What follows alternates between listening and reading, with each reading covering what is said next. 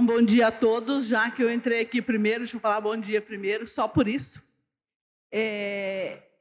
Quando eu penso em cidade inteligente, eu penso em uma cidade que faz bom uso do que é gerado na própria cidade e que faz bom uso do que é produzido na própria cidade.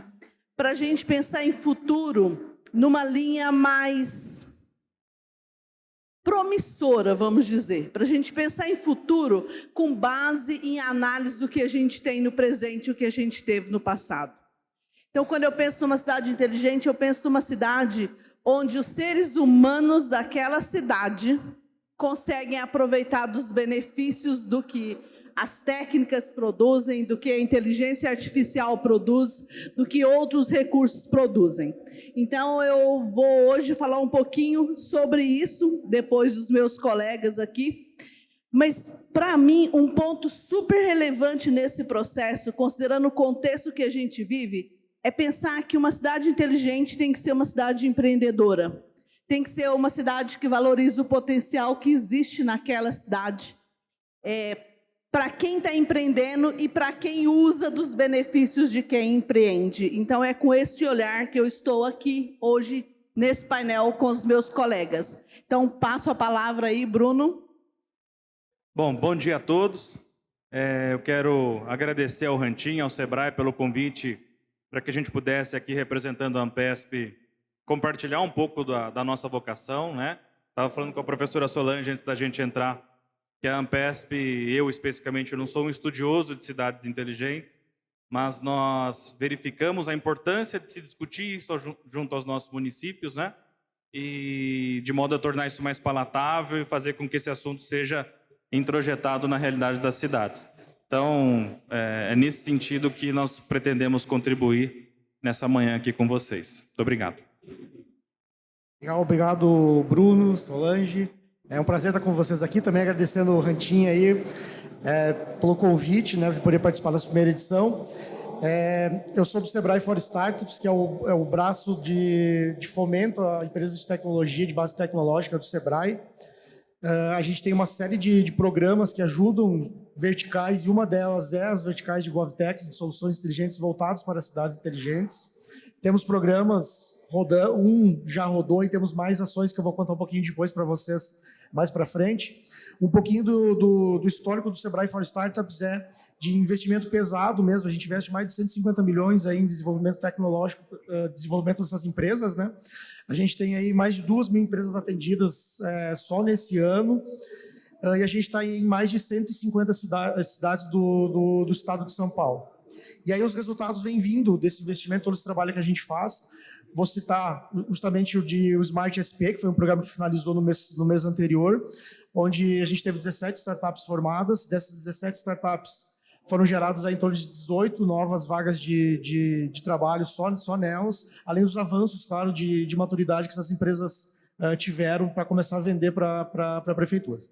Então, fico aqui à disposição para a gente falar um pouco sobre cidades inteligentes e estamos aí. Bom, eu quero dar sequência aqui, falando com vocês um pouco sobre a Ampesp. A nossa associação ela foi fundada em 1989, na cidade de Cordeirópolis, tá? Por um grupo de 120 municípios que se organizaram naquele momento, num período pós-Constituição de 1988, onde o municipalismo estava em efervescência e fazia parte da realidade dessas prefeituras. Então, ela surge com a missão de representar as cidades com até 50 mil habitantes do estado de São Paulo. Eu não sei se todos aqui sabem, mas dos 645 municípios, Alexandre, Solange, 509 têm até 50 mil habitantes. Praticamente 80% do estado de São Paulo hoje é composto de cidades pequenas. É diferente daquilo que a gente imagina quando ouve falar do estado de São Paulo, né? E daí, em razão disso, a Ampesp vem desenvolvendo um trabalho de representatividade, de aglutinação de demandas, né? E de produção de conteúdos para que esses municípios possam aprimorar suas gestões. Atualmente, a Ampesp ela é presidida pelo prefeito de Cordeirópolis, o Adnan Hortolã, e ela conta com a sua diretoria, composta por 24 prefeitos e prefeitas distribuídos por todo o estado de São Paulo. O Estado de São Paulo é dividido em 16 regiões administrativas, nós temos representação em 15. Nós só não temos em uma, que é a região administrativa de Santos, porque lá não tem nenhum município com até 50 mil habitantes. Então, a Ampesp hoje tem uma capilaridade bastante grande pelo Estado de São Paulo e consegue entregar seus conteúdos nos mais diversos pontos do nosso Estado. O prefeito Odilon, inclusive, destaco, oportunamente foi empossado na última quarta-feira como membro do Conselho da Federação. Então, a Ampesp hoje tem condição de receber demandas, de receber pleitos dos municípios e levar isso direto para as discussões no governo federal. O Conselho da Federação é um conselho que é presidido pelo presidente da República, né? Ele é conduzido pelo presidente da República, tem a participação de alguns governadores e representantes dos estados. Então, hoje, essa é a característica da Ampesp. É uma entidade ainda em ascensão, embora tenha bastante tempo de fundação, mas que vem aí se destacando por realmente entregar algum resultado, por ouvir os municípios e ter um retorno efetivo. E aí, por que eu estou aqui hoje? Por que a Ampesp entendeu que ela precisa depurar o assunto de cidades inteligentes com os municípios? Nós fomos convidados no ano passado para compor uma comitiva brasileira que foi a Barcelona. Barcelona é o local onde está o Distrito 22 Arroba, que era um local lá totalmente degradado, oriundo de antigas indústrias têxteis, em contaminação de solo e tudo mais, e que a municipalidade lá, a organização local, resolveu resgatar e dar outras funções. Então, você tem lá a sede do Facebook, a sede do Google, você tem empreendimentos habitacionais com cunho popular também naquele local, e é um exemplo aí bastante conhecido mundialmente de implementação de políticas de cidade inteligente. Então, foi a partir daí que eu fui com o presidente para essas atividades. Elas foram conduzidas pelo José Piquet, que é uma das referências que a gente tem aí também globalmente nesse assunto. E nós saímos de lá com a convicção de que nós tínhamos que tratar esse assunto com os nossos municípios, mas tratar esse assunto de maneira bastante pedagógica, de maneira com que os municípios, nas suas diversas diferenças, nos seus diversos níveis de aprofundamento no assunto e suas respectivas equipes técnicas, pudessem compreender e ter clareza de que cidade inteligente não é aquela cidade que tem Wi-Fi na praça e lâmpada de LED. O conceito não é esse, não é só esse, né? Uma cidade inteligente é uma cidade ambientalmente equilibrada, é uma cidade que tem bons fluxos para a mobilidade urbana, é uma cidade que recebe bem o seu paciente no posto de saúde, que educa seus alunos, que presta um bom serviço à sociedade local e que usa a tecnologia como um meio, mas não como um objetivo principal, porque não adianta nada eu comprar lá 2.000 tablets, entregar para os alunos e não ter um plano de educação adequado. A professora está aqui, que tem muito mais propriedade do que eu, para falar se eu estou dizendo alguma besteira ou não nesse sentido.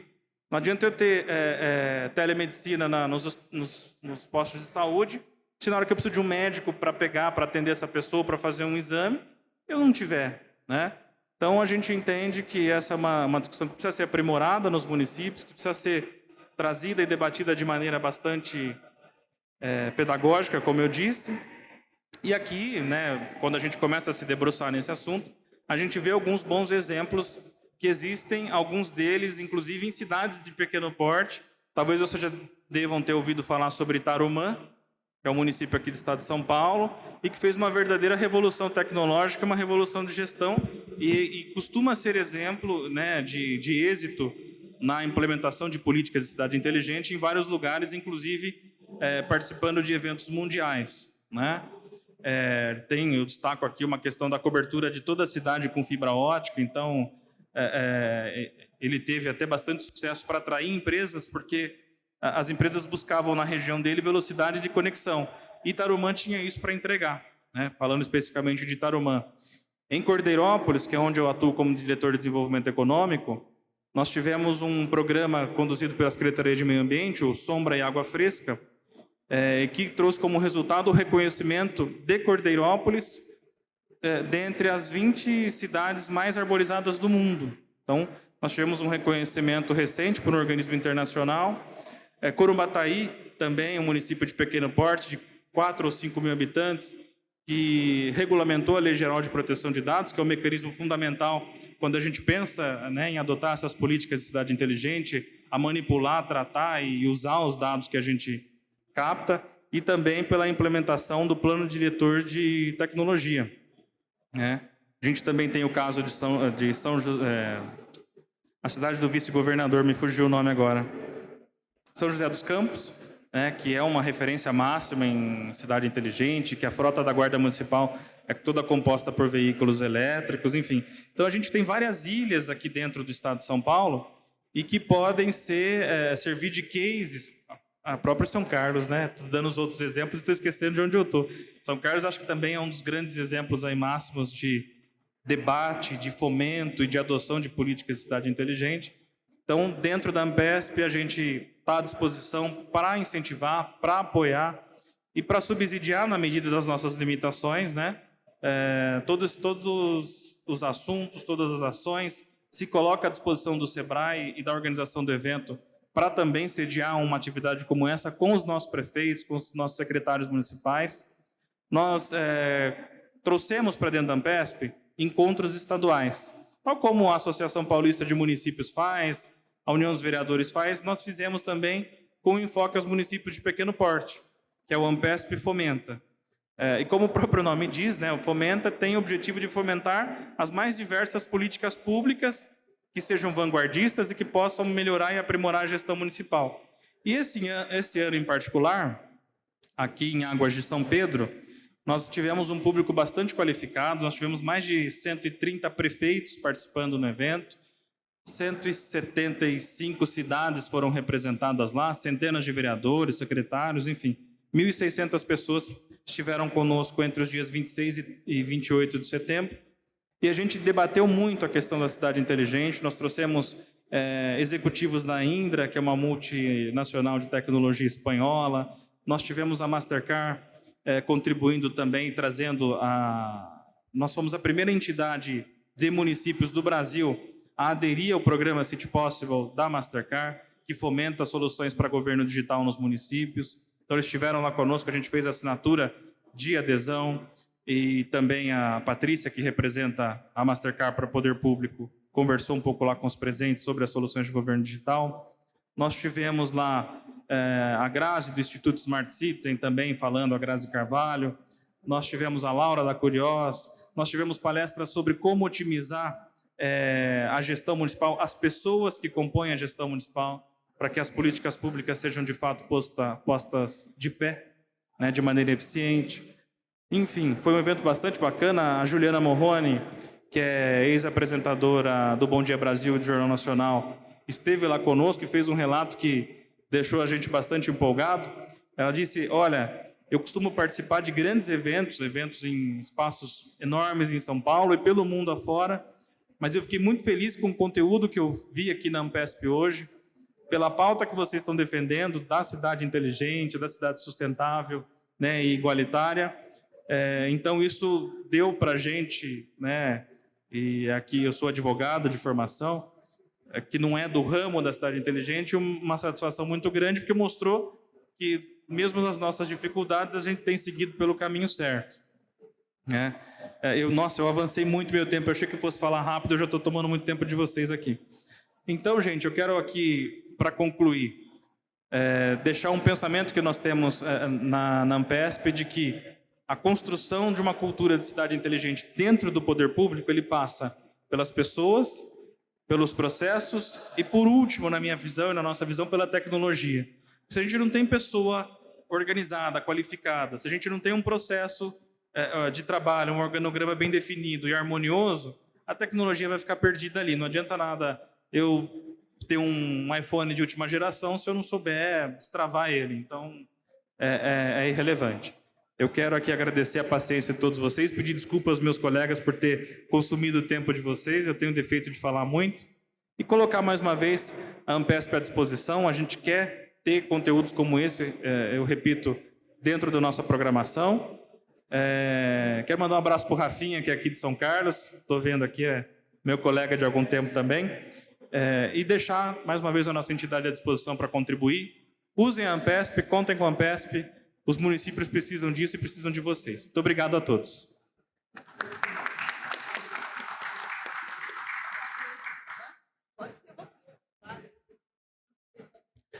A Ampesp, inclusive, foi uma parceira nossa no programa de aceleração do Sebrae. A gente fez uma parceria de divulgações, né, para ver o modelo de importância.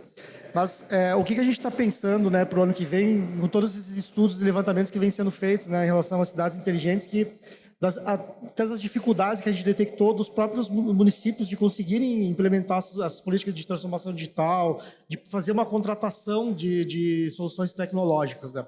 Então, um dos problemas principais é justamente o modelo de contratação, né? Às vezes, a legislação não é favorável e existe uma insegurança jurídica, às vezes, de ser o primeiro, né? Então, eu vou ser o inovador e vou ser auditado por isso, né?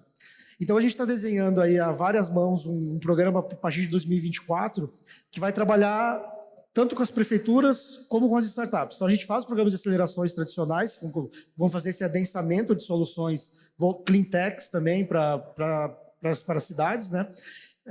Mas também a gente tem um trabalho bem forte com o Tribunal de Contas do Estado, que são quem audita as prefeituras depois nas contas e nas suas contratações. Então, esse pessoal está junto com a gente para desenvolver essas políticas públicas junto com as prefeituras e a gente fazer capacitações das prefeituras também em marco legal de inovação, marco legal das startups. Então, a ideia é que a gente faça a preparação do poder público, né, das prefeituras, para receber essas soluções inovadoras e, ao mesmo tempo, prepare as startups para fornecer para as prefeituras. E soluções 100% focadas aí para melhoria do dia a dia do cidadão, dos munícipes, enfim. Então, essa é a nosso grande lançamento que a gente vai ter a partir de 2024, e a ideia é que isso dure durante uns 4 anos. E também entra coisas de fomento, sempre usando os novos mecanismos de inovação que foram feitos até agora.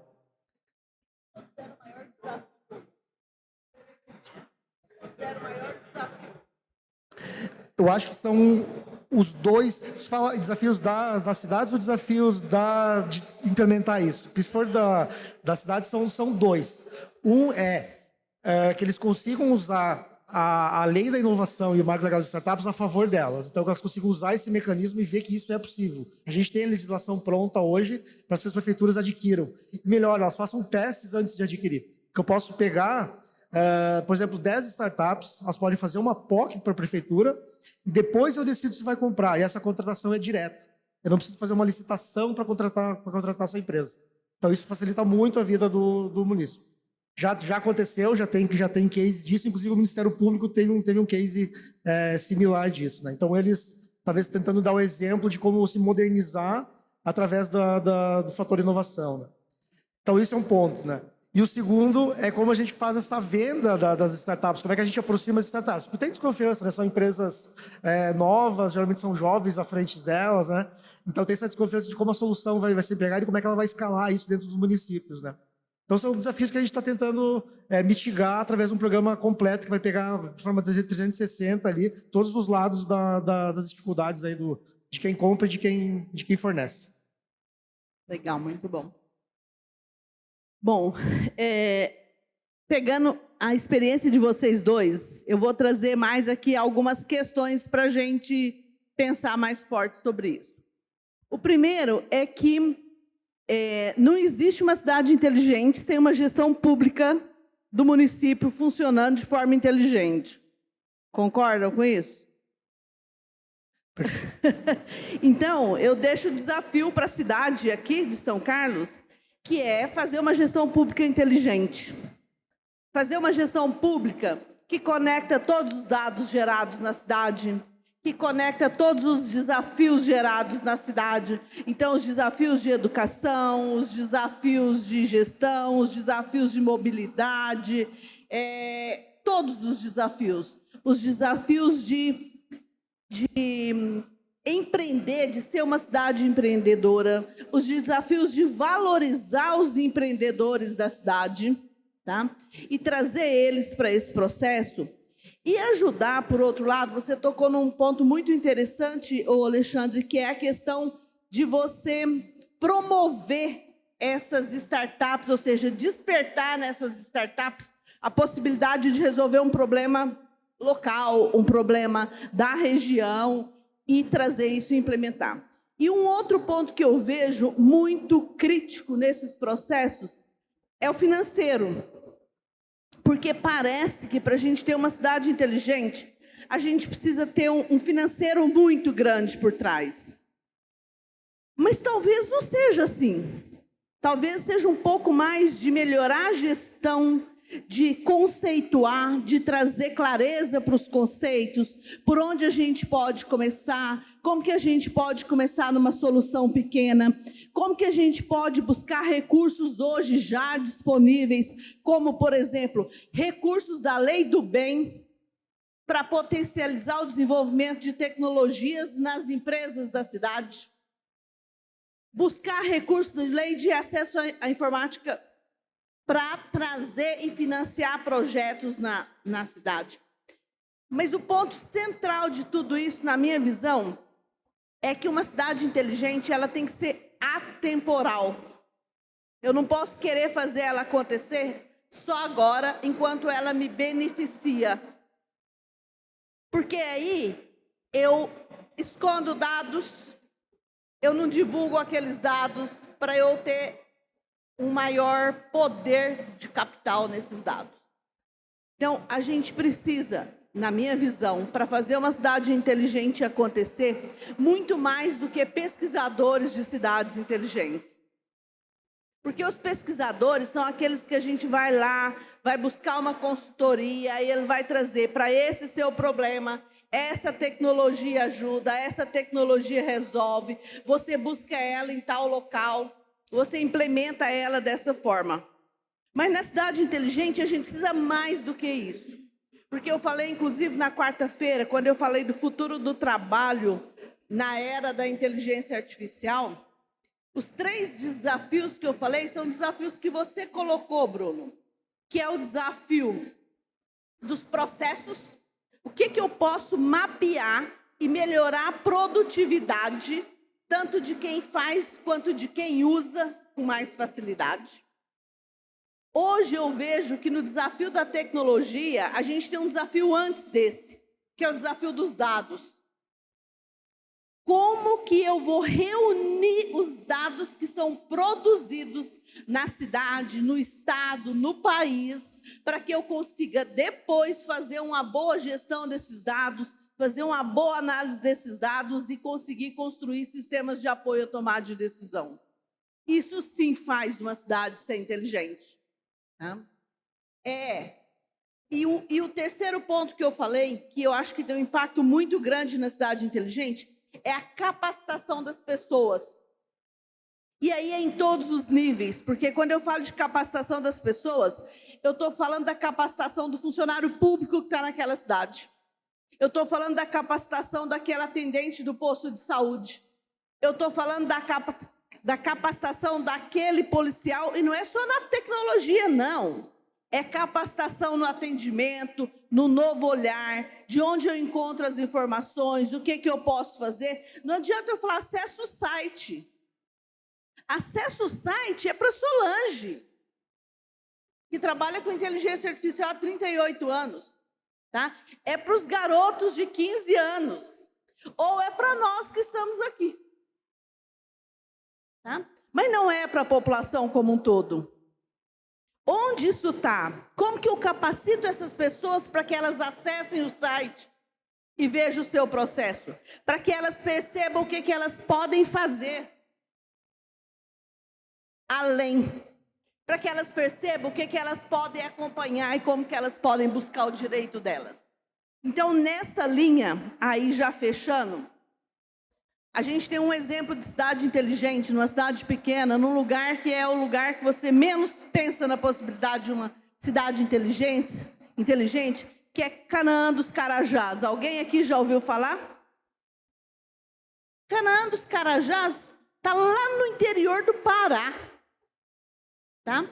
Um município de um estado que talvez seja o estado brasileiro com menos recurso e acesso a boas políticas públicas no estado como um todo, até pelo tamanho dele, pela dificuldade de mobilidade dele. E Canaã dos Carajás é hoje um exemplo, talvez está entre os top 2 de cidades inteligentes que a gente tem no Brasil. Por que será? Então a gente tem que ir lá e olhar e ver o que está funcionando. E o que daria para a gente trazer para São Carlos, por exemplo? Porque São Carlos, gente, São Carlos, eu até anotei aqui que era para não esquecer, é uma cidade com vocação declarada, né, de tecnologia e empreendedorismo. Então, ela é uma cidade com vocação de cidade inteligente. O que é que está faltando a gente, enquanto cidadão, enquanto comunidade, enquanto participante desse ecossistema, fazer para integrar as ações, as diferentes ações, para integrar as diferentes potências das pessoas, tá? Das entidades, para trazer isso para São Carlos? Então, qual é a nossa vocação para ser uma cidade inteligente? Por que a gente não está nesse mapa? E eu vou dizer que, acompanhando São Carlos, Rantim está ali para me confirmar, hein, Rantim? Se eu pego os últimos 10 anos de São Carlos, a gente mudou completamente o perfil da cidade, o posicionamento da cidade nesse cenário de tecnologia, no cenário empreendedor, e um ecossistema mais forte, um ecossistema mais colaborativo. E eu acho que é isso que a gente precisa ir para esse caminho das cidades inteligentes. Então, eu concordo com você que a gente tem que olhar para os pontos centrais. E a tecnologia, ela não tem como eu não usar a tecnologia para transformar uma cidade em cidade inteligente. Mas ela não é suficiente para ser uma cidade inteligente. E talvez esse seja o grande ponto que a gente precisa olhar com muito carinho. A tecnologia, ela está aí. Ela está disponível, ela pode, o que não está disponível, pode se tornar disponível quando eu tenho uma cidade, por exemplo, de São Carlos, com 235 empresas de base tecnológicas mapeadas aí no começo de 2023 pelo Report Sanca Hub. Então, 273 só aqui. Imagina o que essas empresas não podem fazer para a cidade, se não tiver um bom direcionamento, um bom olhar, um bom foco. Então, esse é um pessoal. Mas a gente precisa, antes disso, a gente precisa de um governo digital forte, que também é requisito, mas não é suficiente para uma cidade inteligente. É um governo digital forte e uma qualificação de pessoas forte. Com isso, a gente tem condições de construir e de fazer o próximo movimento, que é tornar a cidade uma cidade inteligente. E aí, só para fechar a minha fala, ou seja, tecnologia precisa, mas não é suficiente. Processos e mapeamentos de processos precisa, mas não é suficiente. Pessoas bem qualificadas e antenadas precisa muito.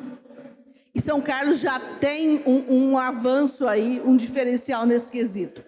Mas o resultado só vai funcionar quando a gente integrar essas 3 linhas e essas 3 abordagens. Essa é a minha visão aí do que a gente precisa olhar para a gente ter uma cidade inteligente e empreendedora.